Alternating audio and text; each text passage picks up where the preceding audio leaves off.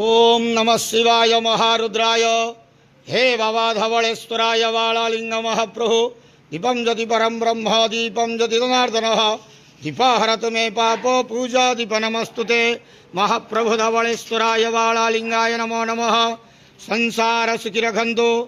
आज सप्तपुरी अमावास्या शुभ शनिवार रे समस्त श्रद्धालु भक्त मान को आशीर्वाद करंतु, मनस्कामना पूर्ण करंतु, कर्म क्षेत्र उन्नति करंतु, ग्रहरिष्ट खंडन करंतु, जगतर मंगल करंतु, विश्वर कल्याण करंतु, आपणकर नाम विख्यात करंतु, शिवकर डाक श्रवण करंतु, समस्त गुआवसा भक्त मानकर मनस्कामना पूर्ण करंतु। महाप्रभु धवलेश्वराय वालालिंगाय नमो नमः।